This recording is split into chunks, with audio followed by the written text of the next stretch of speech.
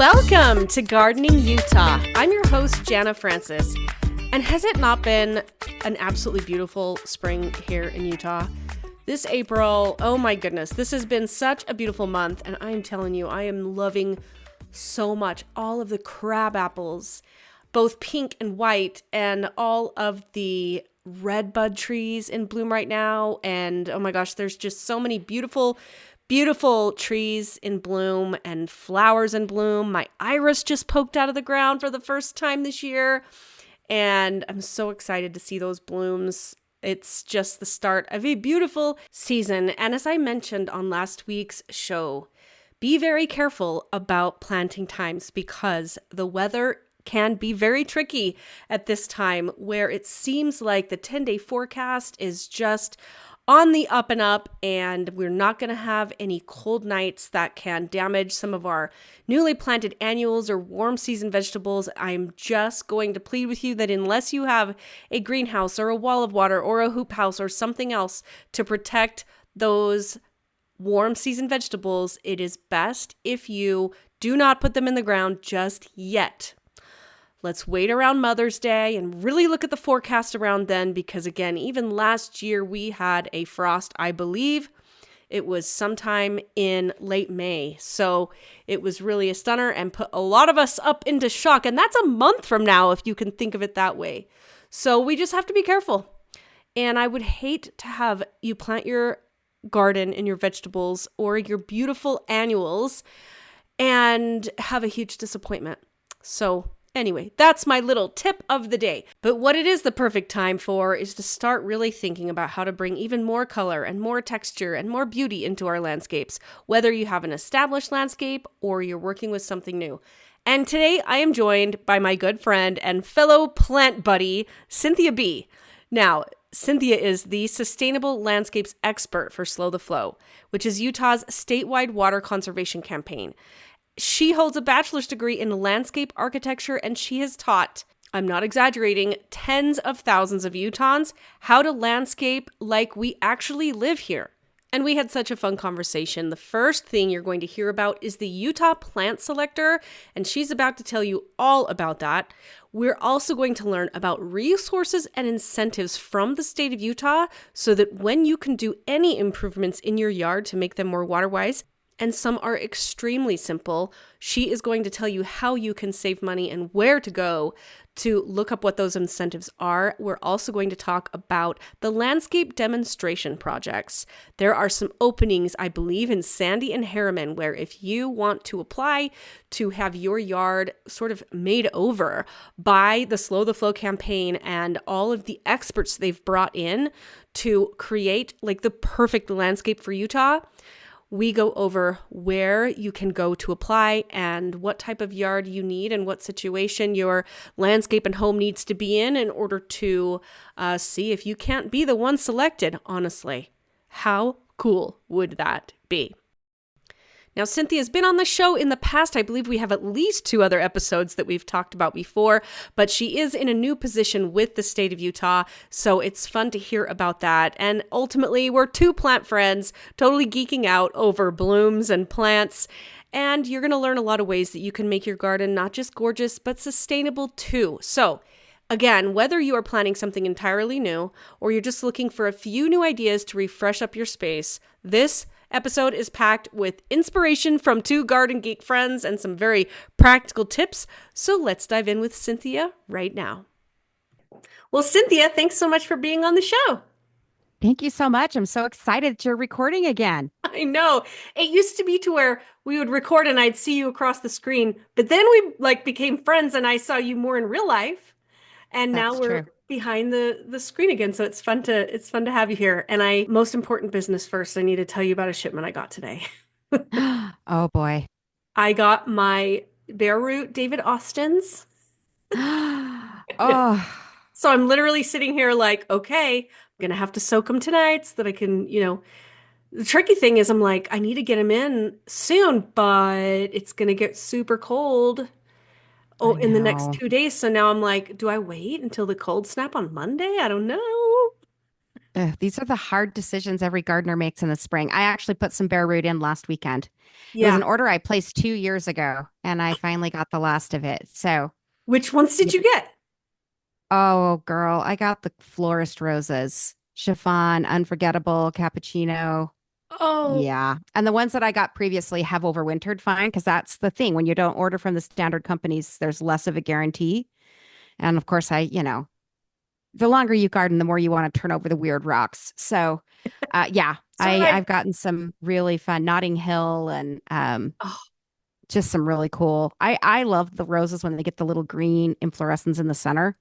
Not everybody likes that. I always like the weird stuff, so I've got a bunch that will do that. I'm with you. I like the weird stuff. Although these ones I got today aren't necessarily weird, they're just a little bit less common. So Yeah. I got two Munstead Wood Oh, beautiful. and and two Bring Me Sunshine, which is one of I think the new one from David Austin, and Mm-hmm. I got one Evelyn. So anyway, I'm kind of Oh, excited. I have a Jude the Obscure that I planted in 2007. It came home on an airplane with me from Heirloom Roses in Oregon. When we went on vacation, I took a suitcase, and my husband's like, "Why is there an empty suitcase?" Because, this was before they charged you all the extra money for it. And I Right. just laughed at him. I said, "Oh, you think that's coming home empty?" That's so amazing. That is so funny. That reminds me when a couple years ago, and I do think I told this story on this show, but many, many, many episodes ago, we went up to Montana in our RV to visit our son. And of course, they have this beautiful nursery in Great Falls called 40 Nursery. And Mm. they had a sexy Rexy Floribunda rose that was just, I had to have. And then I was realizing, well, I don't want to have one, I need to have three. So anyway, on our way home, our bathtub was filled with three sexy Rexy Floribunda. There you go. The I, shower I in the know motorhome. my husband's just ashamed to travel with me because he knows I'm going to be bringing stuff through TSA. I've learned if you rinse the soil off the roots, it goes through a little easier. Take them in a plastic bag. That's what I learned. Totally, totally. On our last trip in January to St. Thomas, they had this unbelievable, it was just a philodendron, right? But it was like variegated with some yellow and whatnot. And if it wasn't me for a full day trying to plot how I could get that home, and I actually thought it'd be a problem. Like I was seriously considering, well, not breaking the law, but like I really wanted to I didn't want to get away with something, but I still wanted to find a way. And sure Yes. enough, I started to ask A around. legal They're way. like, people do this all the time. You totally can do it. And so when I got to the airport, I even declared it. And I said, here it is. It's just this teeny little start. And they're like, oh, no problem. I'm like, oh, Yeah. Yeah. You never know. Now, if you're flying into California, all bets are off. But if you don't, then, there's options. But yeah. no, some people collect souvenirs, and I just love to bring, it doesn't even have to be an unusual plant. I just love to bring a plant when I go on a vacation. I have some Ansonia in the yard, and every time I look at it, I think of the trip my daughter and I took to Minneapolis, Oh, so it I just love that. becomes my own little fun travel mementos that live in my yard. I love that. And I think that's one of the special things is the garden is like a memento of our life, right? That's right. What would you like to tell our listeners? What should we jump into today? This is so exciting. We are doing the final going through bugs. In fact, I was just doing that before this call, trying to find the last of the bugs, at least the obvious ones. Software is always buggy, but the Utah Plant Selector is finally launching 3 years into development. Oh, And, I'm sure it's very simple. And I just, people like, I'm sure I'm going to get a lot of criticism because it's so simple. And the whole point is, do you know how hard it was to make it that simple? oh, Um, it's a really fun tool. We're launching it through Slow the Flow, which is the statewide water conservation campaign. And since last I was on your show, I have changed jobs, and now I have a statewide service area. So I get to teach everybody now, not just Salt Lake County, and that makes me super happy. And I pair up with all the same people that I've worked with before. I'm in a different role with a different organization, but I get to do even more things. And that was the biggest draw for me is I don't have to worry about if people got water today. I get to worry just about what drives water conservation. And that is my entire job now. And so I'm really, really excited about it. And so it gave us an opportunity to create a Utah instance of the plant selector tool. And it kind of just came as a challenge of people just get so overwhelmed. I've been in the yards, like just this last week, I was up in Olympus Cove in a lady's yard that has done a beautiful front yard localscape. She took the classes, she learned how to do it. She's done an awesome job on it. And she even has a background in botany. And and that's probably partly the challenge because when you know a lot of plants, you can't choose. But anyway, she's been going circles for 2 years trying to figure out exactly how to plant it. And just, the more we research, the more paralyzed we become. I'm not saying we shouldn't research, but just for a lot of us, it actually makes us less capable of choosing. I know, even in my own yard, everyone struggles with their own yard. When I would design for clients, I could always just put it on the next one if I didn't get it in that person's yard, right? But in your own yard, you just go in circles because I got one spot and I got 7 things it needs to be. It's so But true. really the key to making a designer outcome, like we pick out our plants onesie twosie. We see a cool thing, we buy it. We see a cool thing, we buy it. Maybe we had someone design it and we have a list from them and we think that we are stuck with only buying what's on the list because it's on the darn list and I paid for that plan. So I'm just going to tell you, as someone that designs, just anybody that has a real plan, just know, no matter how good, like especially if your designer was good, actually, there's at least 7 or 8 different things that any one of those plants that's on your plan could be substituted with, and it would be perfectly fine. We just have to choose. And when I Yes. used to design for people, I would go in circles far more than was profitable, deciding between 2 similar red leaf shrubs, which one should it be? Uh-huh. And so we really paralyze ourselves. So the goal here was to help solve that problem for people. And that was the piece that wasn't really as effectively, because there's lots of resources where if you want to know comprehensively what to do, if you're the person that loves to dig in and make spreadsheets and all of that, then awesome. There are already great resources that are available. Both Water Resources has a really awesome plant list that's done by zip code through the whole state, and Conservation Garden Park has their online plant database. So if you're a person that wants to dig through databases, we have awesome local databases already in existence. My goal was to serve those that are what is the least I have to know to solve the problem.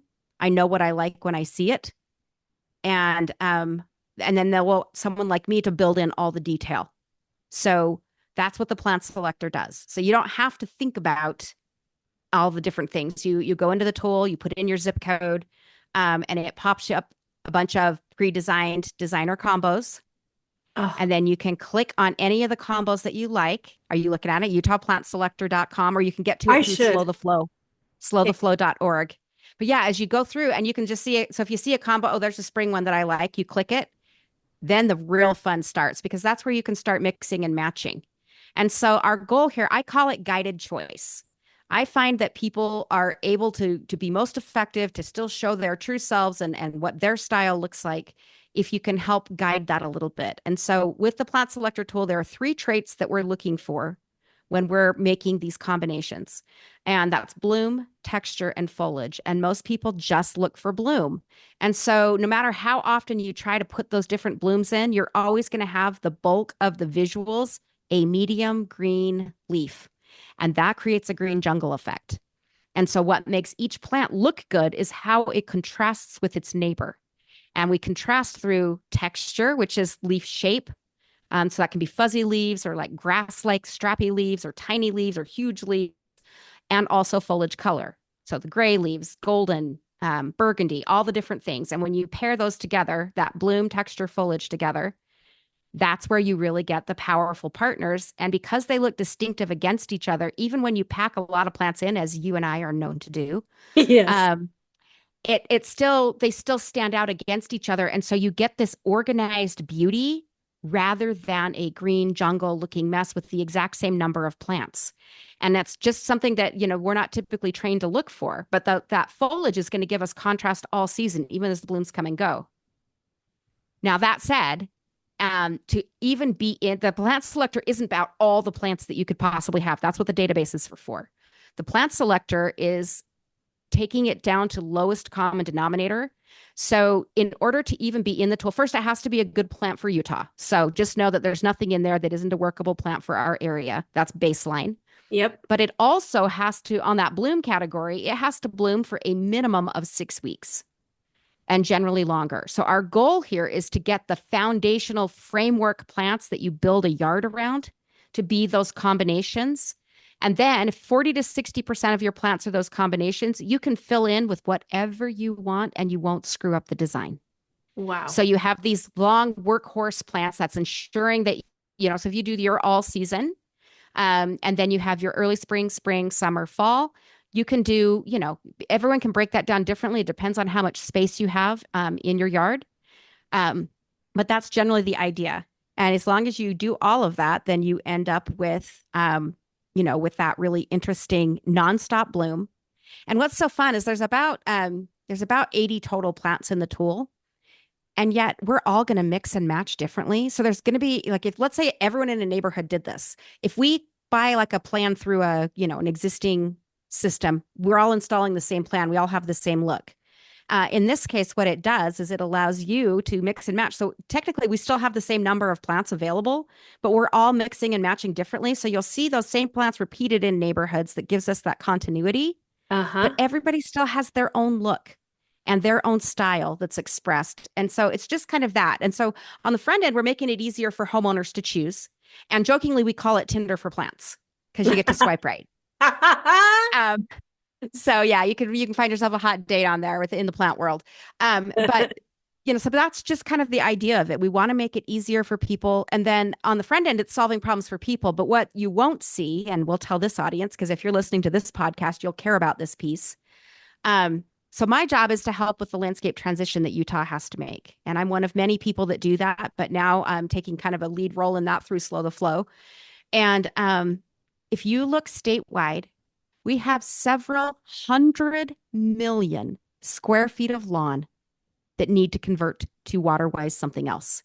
And that doesn't mean all lawn. We'll still have some lawn in most parts of the state, other than Washington County, which is going to probably have to move to a no lawn scenario sooner rather than later. But for the rest of the state, we can still have some lawn. But that hundreds of millions of square feet of lawn has to evaporate at some point and be replaced with other things. And not all of it will be plants, but a lot of it will. So I'm looking at the plant supply chain and I'm saying there is no way we are even remotely prepared for what is coming. And so how can we figure that out so that the benefit of all of this change is benefiting our Utah economy rather than being shipped off to other states? And so the beauty of it is with the tool is as you put your zip code in and as people peruse through different plants, it really helps us know what the interest levels are with different plants, and so that we're able to provide that to growers. So the only personal data we're taking is your zip code. Yeah. But we're providing information to growers, and so that they can make a better estimate of what needs to be available. And so we can grow our own supply chain. Our nurseries can plan better so that no one's frustrated, if you can't. So with the tool, we start with the plants that are already in the supply chain that are good plants. And we have some natives in there. We don't have as many natives as I will have over time. But the point of the tool is it helps us move the supply chain where it needs to go using data as that foundation. And so, it's just, it's a chicken and egg thing a little bit too. So I've got to get people using the tool in order to have the tool be something we can use to influence the supply chain. And Totally. so I would definitely encourage all of your listeners to access it. It's not an app right now, and that's a potential for the future. But we all have a lot of apps on our phone we don't often use. And so we've mostly just kept it as an online tool. You can access it on your phone and work it on your phone just fine. It's just not a downloadable app, but you can reach it, utahplantselector.com, or you can always get to it through Slow the Flow. So Yeah, I see it right here on the homepage where you can just click into the plant selector tool. Now, when you say the data, are you talking about, for example, when the user is kind of filtering through and deciding which plants they like, you're able to kind of determine the views of what people are I mean, looking we at could most, get that granular. I think for the most part, it's going to be if they put it on a list, Ah, got because it. the list Okay. is where you make the commitment, right? You're just perusing when you're looking, and we all Okay. want to we all want to window shop. Oh, But it's absolutely. once you put it on a list. Now, here's part of what's fun too. So one of the things that we're working with is the idea that, so we'll be working with local nurseries. You'll see the Plants Tool signage at local nurseries. I'm still in the process of getting things printed. So what I'm hoping to do is have some Garanimal style tags. Do you remember Garanimals kids clothes? Totally. Totally inspired this whole thing. Okay. My childhood, that dates me, but and Garanimals was just a style of kids' clothes where instead of trying to teach them all the rules of matching clothes, they just said hippos go with hippos, alligators go with alligators, match an alligator shirt to an alligator pant. So we're going to try to do that same thing with local nurseries. So the tool will do that digitally, but also within the nursery, we'll have different stickers and things that basically let you connect. And so you can walk the nursery and go, oh, I've got a bloom. I've got a summer bloom. I need to find a foliage and a texture to go with it. And then I have a combo. And then the key with these combos is once you have that, you repeat it at least 3 times around the yard. So you kind of triangulate it, because when something's in bloom, your eye follows what's in bloom. And so it wants to see it around if you want the eye to flow around the landscape, then you just do that, repeat 3 times. And I can explain all the fancy design reasons these things work, or I can literally just say, make the 5 combos, get them in the yard 3 times minimum, and away you go. So take everything you've learned in 30 years and summarize it in 1 sentence. Wow. It's taken 3 years to get it to summarize. I love this because even as experienced as we are, the more you know, the more difficult it is to make a choice. And I am right in the middle of everything you're talking about with my side yard, which you've seen and know very well. Mm-hmm. And getting down to now we have our, planting areas. It's like, okay, I totally agree that if you just fill it with a bunch of blooms, it can end up looking like a Crayola box. But when you actually have those contrasts and the different shapes, but then it's repeated, you're right. It elongates everything. It makes it look more pleasing to the eye, and it extends. I mean, all the design principles there are. I mean, this is just such a no-brainer. And yes, and the goal was to build that in to just happen, so you don't have to think about all those little details. We thought about those. The experts that developed it thought about those details for you, and we built them in to happen automatically. You just literally, so we took it from I've got to make a spreadsheet and try to balance my spreadsheet down to I like purple. I mean, that's the goal. I'm Matt. And the outcomes are actually going to be fairly similar, but with just a lot less stress. Now, if you're, like I said, if you're the person that loves to go over that, and all of us do, hey, go for it. More detail is great, but not everybody's in that place and they aren't ready. Actually, Nate over at Schmidt's Greenhouse summed it up really great for me. He goes, so are you kind of like solving for like the Walmart Plus crowd? And I'm like, I'm kind of the Walmart Plus crowd myself, I think, because I have a hard time making a decision. Yeah, totally. So, and I do the onesie twosie. Okay, so yeah, and that's where it comes in. So 40 to 60% of your plants should be combinations. It just depends on how much space you have to fill, but roughly of what you're planting. And you can go back with existing plants and pair them up. So maybe I go back and I say, oh, I've got a red leaf barberry. That's a foliage. I just need to pair it with a bloom and a texture, and I have made something I already had into a combo, right? Or you can we have what we call wild cards. So the rest of your plants are wild cards, and that is your permission. Go impulse buy, grab something just because it was blue. Those remembrance things that we talked about, whether it's from a vacation or a beloved family member or a namesake. A lot of these plants have people names, and then we're like, I got to have the Carol Iris, remember Carol or whatever. Any of that is a good enough reason. As long as it's a Utah Happy plant, then you can just fill in with those wild cards. And the other reason that the combos are such a helpful way to do it, when I used to design for clients, I would have a plan. I'd give them a plan, and it would have every single, down to the absolute detail, like I said, long past what was profitable, plant to put in their yard. And then they would look at the plan, and they would look at their yard. And I've seen, your yard's large, so this would be doubly true for you. And just feel so overwhelmed by how to get all those little tiny plants out into the yard laid out as the plan showed. Yeah. And so the way we're doing it with this, one of the coolest things about the plant selector is once you get into that mix and match page, so you go in, you pick a combo you like, and then that's where you can change it up and make adjustments to it. But as you scroll down to the bottom there, you'll see there, every time you change the plant, the spacing required for that combo will change and update with the plant that you've chosen. Unreal. So generally speaking, you're working in a 3 to 4 foot square area. All of us can think 3 plants, 3 by 3, right? Yeah. And, now some plants are larger than others. So one of the things, and this isn't in the tool, because again, when you want it to be super simple, you have to give up perfection.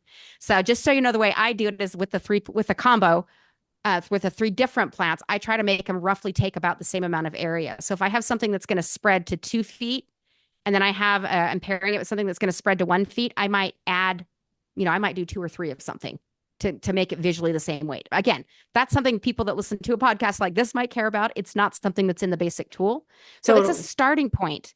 Yeah. And you can make that combo. It doesn't have to be one, two, three plants. You could be three, three, and three, and make a bigger massing depending on the area. And so in a yard like yours, where you have much more space, you're going to want to make each of those combos more than just three plants. If I'm in a small yard, I'm going to do the three. If I'm in a larger yard, I'm going to make my combos a little bit more massing because I have the area to cover to do it. And then I also do that based on how far away I'm looking at it. So if I'm looking Yeah. at something up close, I can be more detailed. If I'm seeing it from further away, it needs to read larger. So one of the most exciting parts about the plants tool is that we've got kind of this option to pre-order. So again, as we're seeing that ability to change the plant supply chain and upgrade and make it more predictable so that growers can comfortably grow more of the things we need to have planted here in the state. One of the ways that we're doing that is an integration with High Country Gardens. So one of the options that you have in the tool is to pre-order online. It's only open certain times of year in concert with how High Country Gardens does that. What most people might not know is that almost all of the plants that are grown for High Country Gardens are grown and shipped out of Utah. So even though High Country is a national company, it's the largest provider of water-wise plants in the country, those plants are grown and shipped out of Utah. So you are still getting plants acclimated to our area, but you can get those in advance. So I think this is a really great option for people that are going to do a park strip flip Yeah. or a larger project. Because here's one of the things, like we just assume we're going to be able to get what we need at the nursery. And one of the challenges as we're doing like especially park strip flipping, because the way a park strip looks good is when you have maybe I say seven plants. So my formula for a park strip is the all season anchor combo and then just the bloom for each of those seasons that you'll find in the plants tool. Seven plants total. But here, and then you repeat it because as cars drive by, that rhythm is really important in that area. But, you know, that makes a regular homeowner who might have gone into the nursery and bought two or three of something of the same perennial. Now that person might need 20. And our nurseries aren't set up for that, right? And so if you're in that boat where you're going to do, you know, I got a corner lot park strip and I'm going to need 35, you know, whatever. The pre-order program is really great because you know that you can get it and it will ship at the right time. And they do a spring and a fall ship.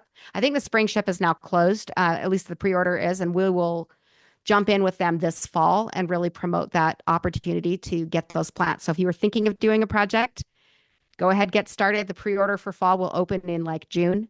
And then you can do that. And then, you know, and honestly, I'm a person who needs deadlines. So I am doing a Utah Water Savers project right now in my yard. I have a June 13th deadline, and that is what is ensuring that I don't spend this, you know, next weekend doing what I really want to be doing instead of landscaping, is so that I can hit that deadline. So for me, it's also self-serving. So I'm like, I got to get people with a little skin in the game. If you know your plants are going to show up that second week of September from High Country Gardens, and that, you know, that mid-August thing you might want to do instead is going to make you go landscaping instead. Because you got That's to be right. ready when the plants come. I couldn't So agree more. I need the deadline. So that's just me, but other people are probably a little better about things like that.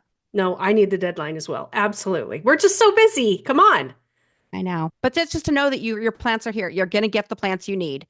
Yes. Um, you know, Sundancer daisy is a great example. It's one of the most amazing plants for Utah. It's a native, it blooms nonstop. It's one of our best all season anchors. I want to increase the availability of that plant. Everybody that knows about it wants it. And it's just, you know, it's less predictable. And so that's something that we are aiming to change. And this tool gives us an opportunity to do that. So we're solving real problems for people swiftly and quickly and with the right kind of plants. We're still building that idea of guided choice in. So we're providing the means to solve the problem. But we're not telling you it has to be this or it has to be that. You're still making choices about how you prefer to do it and what is your look and your style. It's just within bumpers that make sure you can't fail. And then lastly, all of that is used to inform the plant supply chain so that we can scale it with the change that's happening in this state and that everything theoretically works a little bit more in concert to make us all, you know, be able to make this change that Utah's got to make. It's time for Utah to look like, you know, the most beautiful version of the place we actually live. Oh, And that's really the goal. yeah. And how interesting for that data to be able to know consumer preferences are changing. Like you could look at that data over time and really understand. That's so powerful. Well, and it goes along. I'm glad you brought that up because it goes along with data that we've just recently acquired. So, over the last year, we've been involved, Utah Waterways and the Division of Water Resources, Great Salt Lake, or the Office of the Great Salt Lake Commissioner, and the Nature Conservancy all partnered up with Envision Utah to do a study that's called the Utah Water Values Study. And part of that study looks at attitudes and what do Utahns see as beautiful? What do they feel like our landscapes should look like? It tested people from all over the state. And we did make sure to ask some questions that were similar to a study that was done in 2014, 2015, just to see what the movement has been. And it was very, very interesting. In 2014, a dominant lawn landscape was still by far the preferred landscape. And as of this study that just came out a couple of weeks ago, most Utahns, I think it was like 69% combined, found either the most preferable or preferable to have a low lawn landscape. Now, they still don't love the no lawn for the most part. Some people do, and in some parts of the state, that's more accepted than in other parts. But generally speaking, that idea of a more balanced landscape is absolutely hitting. And that's thanks in large part to the team statewide that's really pushed local scapes. I give full credit to all of the teachers. There are dozens of us across the state that are pushing that out and teaching that together. And I think that's really helped shift the perception of what should our yards even look like. And having beautiful examples matters. So for me, just getting someone to change, the biggest risk isn't that they didn't flip their park strip, is that they flipped it and failed. Right. And so I want to make sure that those outcomes are so beautiful that their neighbors want to copy them. Yeah, and when you say low lawn landscape, when I actually saw the study you're talking about, and I went through it myself, scrolling through, and like, what would before I looked at the numbers, I picked the same one Mhm. with the low lawn landscape, but to paint a visual picture for our listeners, it just looked like a very well designed landscape, which is what Yeah. localscapes really is, where you had the clear entertainment area with the pavers and the seating area where everyone's going to go sit down and have their evening chats or their weekend burgers or whatever, right? Yeah. And it was very clear. The eye took you exactly to the different quote unquote themed areas to do X, Y, and Z, and lawn was Hmm. absolutely a part of it. But it wasn't this long, skinny, rectangular piece of lawn up against a vinyl fence, Right. which, like you said, way in the past used to be the thing, but now it's not. Now it's really, let's think about how are we going to use our yard? A lot of people don't realize that longer term, it can be less expensive to build in that fun little entertainment spot, Right. It's you definitely know? more usable. Like everyone that makes these switches are like, I'm using my yard more. And oh, that brings up our next thing we get to chat about, the Let's do it. demonstration projects. Oh, yes. Oh my gosh, girl. I did not broadly broadcast the application. We went through the cities. So it's funded by Salt Lake County and Larry Miller Company, Zions Bank, Rio Tinto, and then a bunch of local suppliers. So there's lots of great people that are pitching in to make this a possible thing. But we are literally giving away 4 landscape makeovers in Salt Lake County. Oh, But I issued it as a casting call. And the reason is because we're auditioning yards, basically. And so we're looking at which yards give us the opportunity to demonstrate the most common challenges that people run into so that someone will look at that and go, oh, my yard looks like that now. And then we can show what it could look like. And then the key and the reason we're doing it isn't just to go, ta-da, before, after, HGTV, whatever. Um, we have a professional videographer that's going to capture every moment of how the change gets made. So video on how do I split an irrigation zone and how do I water mature trees with drip so that they survive? And I want to see how it is done on a regular landscape. We're going to look at the yard with existing plants and say, okay, how do I apply those concepts from the plant selector in this landscape to make it beautiful? And so that's the key is those digital resources that will help people know how do I even begin? The overwhelm factor. It's not because people don't want to do it. It's that it takes time, it's expensive, it's overwhelming. I would say that 85%, I've probably taught 30,000, gosh, online, just online alone, I think there's more than 20,000 people that took the Intro to Localscapes class. Um, Plus everyone I've taught in person for the last 13 years. So thousands of Utahns. yes. And most everybody wants to make a change. They want to do stuff. It's just overwhelming and they have to do it a piece at a time. I'm no different. I mean, I'm finally doing the last 1,100 square feet of my own yard. And I taught this for years. It's just, it doesn't, I have to do it the same way everyone else does. Just bite off a chunk at a time. And that's the biggest tip that I would give people too is just don't take on too much at once. The Yeah. way the incentive programs work, if you're going to participate in those, you qualify to just do a park strip or just do a side yard. Take it project by project, get the Yeah. outcome you want, and then move to the next thing. And so we will do that, even though we're doing a full front yard or a new construction backyard install. We will still show how to do that project by project because we just, my goal here with through Slow the Flow is to produce the most practical resources we can that address the real challenges and provide solutions that get people past those tripping points. The only thing I can't provide is money. Yeah. But there are incentive programs that come through water resources and the water districts that can help offset, the challenges there. So tell me then, has there been a lot of response? Oh my goodness. So we've coordinated with our cities. So the participating cities are Taylorsville, Mill Creek, Sandy, and Harriman. And the cities went ahead and put the opportunity out to their residents. And I have closed Mill Creek and Taylorsville. I had 117 applicants in Taylorsville and Wow. 77 applicants in Mill Creek. So both of those are closed now, but the applications for Sandy and Harriman will be open through April 30th. And Okay. we're looking for in one of those cities, we're looking, so we'll do an existing front yard. We're also looking in one of our 4 cities, we need to do a new construction backyard. So that's kind of, it's either got to be a front yard or a new construction backyard to apply. And then it's just, we're just looking for, if you're an existing landscape, it's not necessarily make over the ugliest yard. I want to take a yard that's just very relatable to everybody, that's very basic and practical and simple and generic and turn it into something special. And again, it has to be qualified for the incentive programs because part of what we're showing is how to comply with the requirements and the rules of those programs. And so, for example, so it's got to have living lawn because that's part of the requirements for Utah Water Savers. So Yep. I'm sorry to those that are like, I desperately need a front yard put in. Get it. We do have some limitations, but yeah, the response has been great. The way to access those applications are on your city's Facebook page or your city's reach out to your city has it. But typically they've shared it on social. So your last city newsletter or your city's Facebook page is where you'll find the link to that. Or if you've got a city residents group, we've put links in there as well. Okay, and the links will show that they're coming from, It's a Google form. So it's just a form. You're going to go in and submit an application. okay, from Utah Water Savers? No, it's Slow Flow.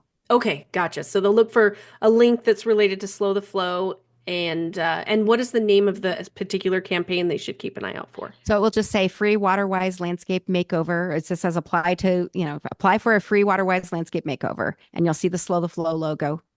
Perfect.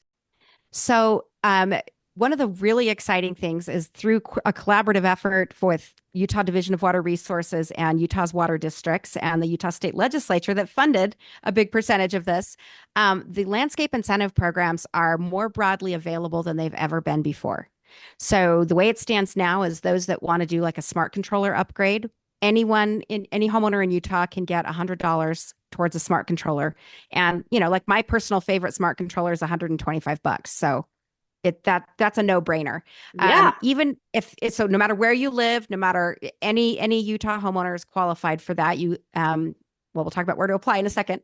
And then it was 63%. It's going to be higher than that now. It's probably closer to 70% of the state's population live in a city that is participating in the landscape incentive programs, the Utah Water Savers landscape incentive programs. And so that's really exciting. You can get to those through slowtheflow.org. Any of these programs you can get to that way. That's the only address you're going to need to remember. We're going to funnel you out to all these different cool things. But that's where you could get in and make your application and see what you're eligible for.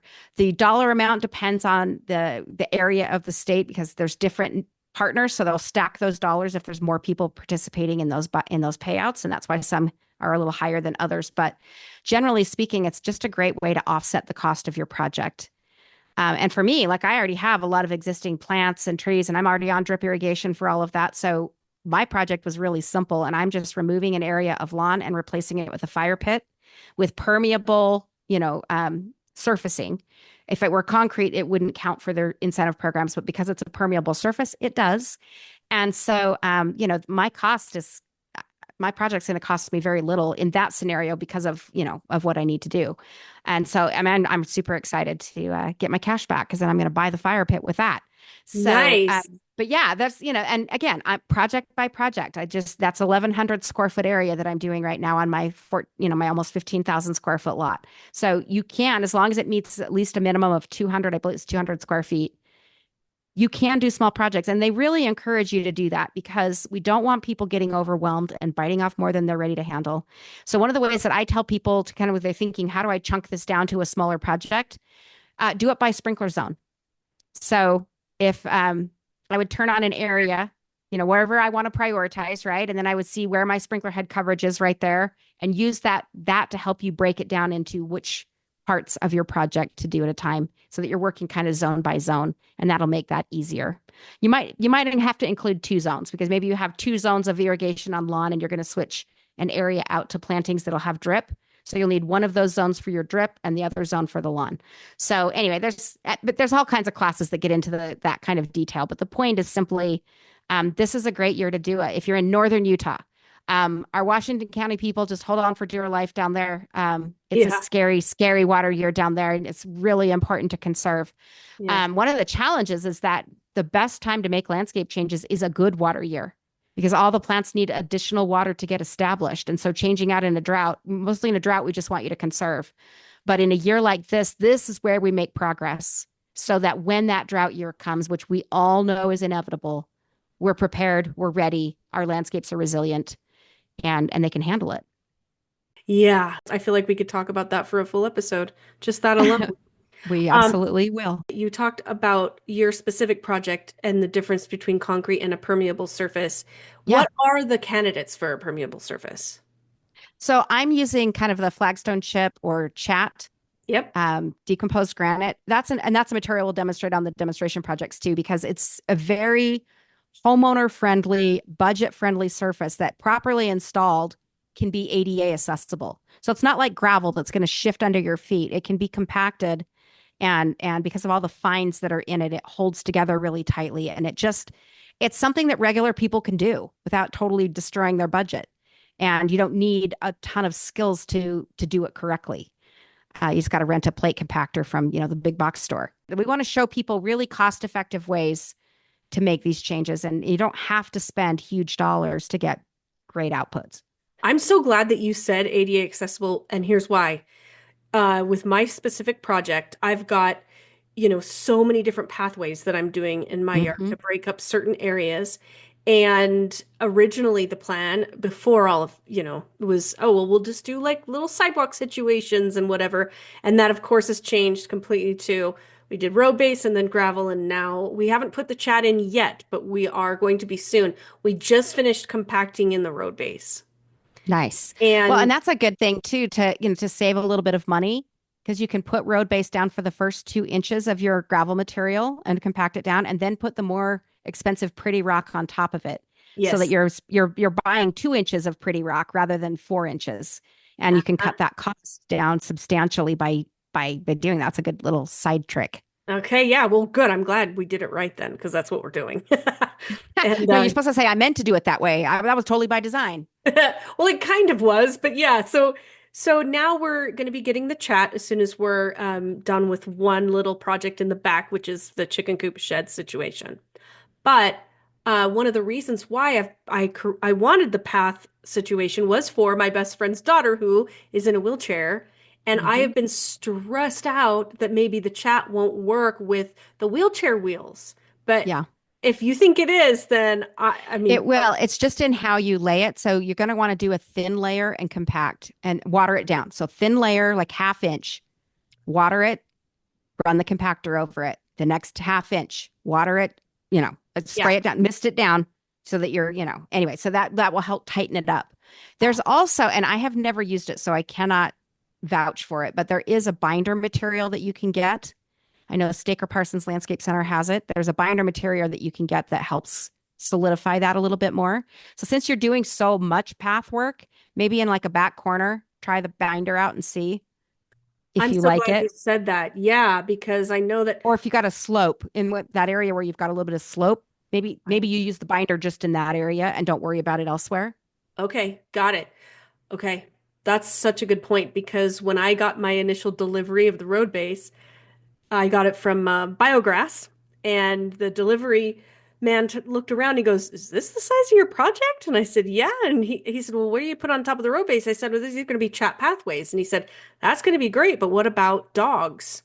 I'm like, "What do you mean?" And he's like, "Well, it can get kind of stuck in the dog's paws, and then if they run inside, you can be making a mess." And he's like, "Just make sure to compact it really good and maybe Hmm. get the binder." And I didn't want to be like, "Well, what do you mean by the binder?" Because I was kind of in a hurry to get back Yeah. inside to a meeting. So anyway, I'm glad Yeah.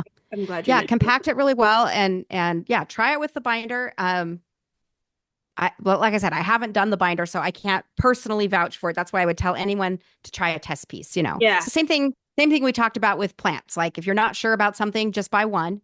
Yeah. You know, don't go buy a whole bunch of something. Buy one, test it out. Or if, like in an area, like we talked about your rock wall, what am I going to fill the rock wall with? You're going to get a 4 pack of a bunch of different ground covers, and you're going to let them battle it out, and you're Yeah. going to see which one emerges victorious. It's so true. Oh my gosh, yes.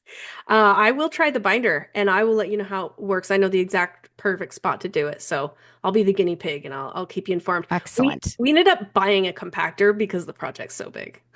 Oh, good. I'll be needing to borrow that So if you're I'm going more to than hit welcome to borrow it. my deadline.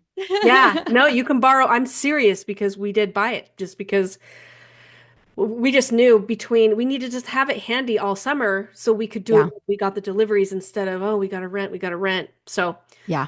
got it. I'm your hookup. Woohoo! Yeah, We'll for work sure. for plant. I'll trade you plants. Oh We'll yeah.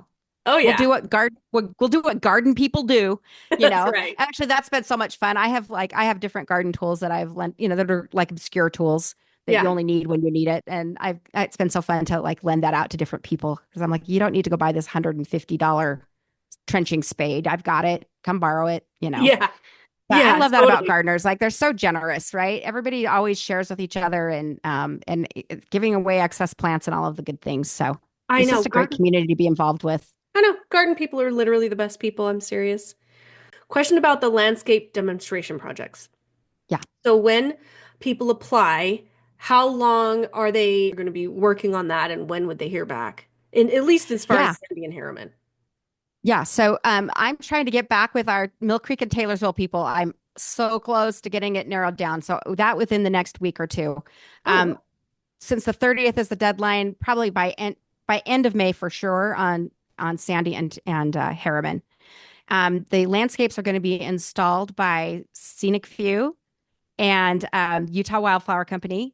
Leroy at And Scenic View. I I love know we that. have great people. We have great people. Like these landscapes are the example of how the job should get done. So I needed to hire companies that I know how to do the job correctly. And because they're going to be teaching everyone else how to do it correctly. Yes. And Leroy's a great person to learn from, right? Yes. And then the designs.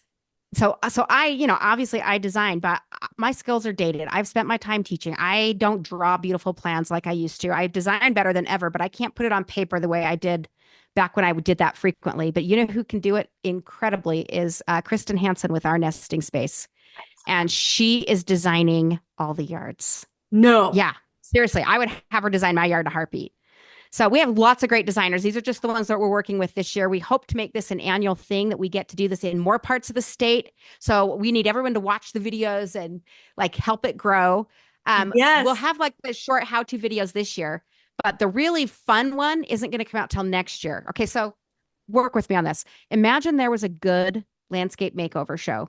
And the Yes. reason there isn't a good one is because TV cannot work on the timelines that are required to make a good show. You know, they go in, they do everything in a weekend, they throw in a bunch of stuff. The end result is someone's like, it looks cool, I like it. There's really nothing more than that, right? And they walk away and things are still a little discombobulated. For us, we'll have that immediate after moment, but we're going to actually go in next summer when all the perennials and grasses have filled in and the yard looks nice and the homeowners have lived with it for a year. And that's when we'll shoot the after. So the long form videos won't come out till next year because we think it's more important to end on a video where people are telling you they how it's changed how they live versus it looks cool, I like it. So the Totally. goal here is just to really drive that demand, help us create the vision of what Utah could look like once Yeah. we stop trying to, you know, think we're everybody else. Like Kristen special. We look Kristen is the most. such a good designer. Like I've seen some of her stuff recently and it's so well thought out. Yeah. And And yeah, and so that's it. And she presents it in a way that it's very easy for people to imagine, and that takes an incredible skill set. And yeah. so, I used to end every class I taught with the smartest part of doing it yourself is knowing when you shouldn't. So, even though could I design a nice yard? Sure, but guess what? I'm not Kristen.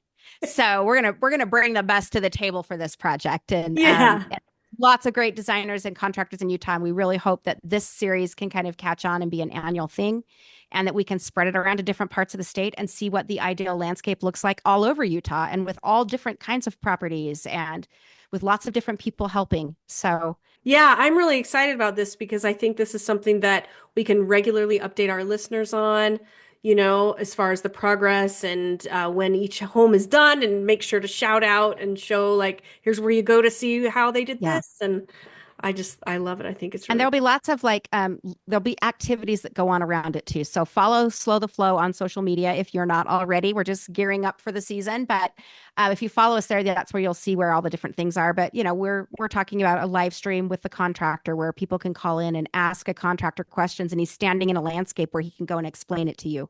yes. We're looking at an after tour. We will do an after tour this year.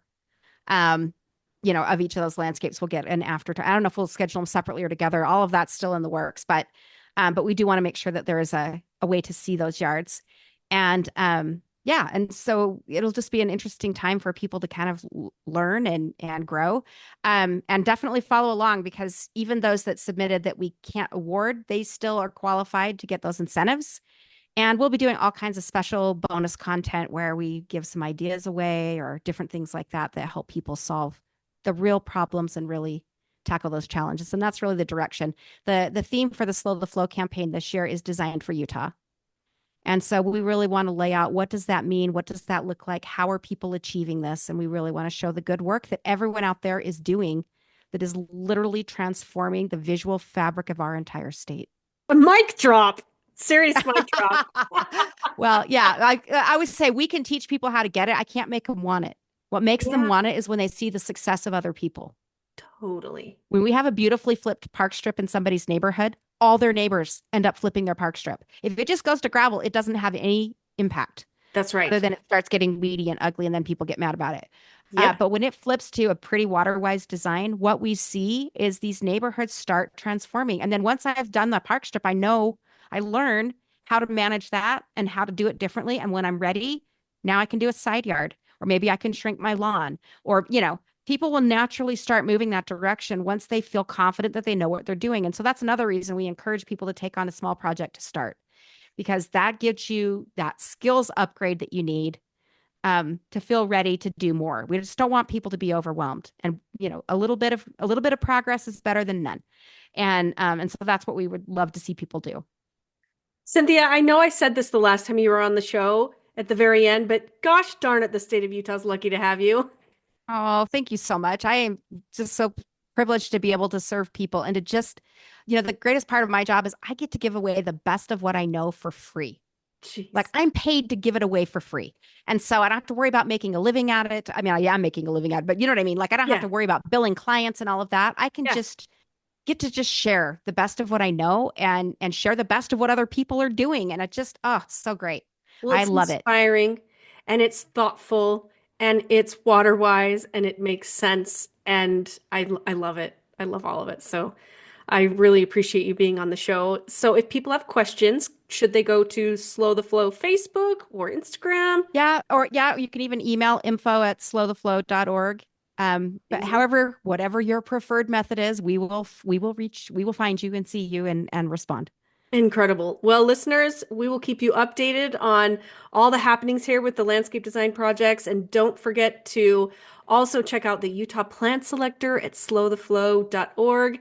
And again, Cynthia, thanks for being here. And we're going to see you at the Dahlia sale. Yeah. The plant nerd out. Well, that's it for today's episode of Gardening Utah. A huge thank you to Cynthia Bee for joining me. I always have so much fun talking plants with her, and I hope you found as much inspiration as I did. And if you want even more of Cynthia's wisdom, You can go back to episodes 68 and episodes 43 of Gardening Utah, where she shares even more amazing tips on landscaping and water-wise gardening. It's like getting a free localscapes class because she really deep dives into really what to do. So if you are planning a landscape or know someone who is, this episode and 68 and 43 of Gardening Utah are absolute gems and must listens. So if you enjoyed this episode, please take a quick second to leave us a rating and review either on Spotify or Apple Podcast. It really helps more garden lovers like you find the show.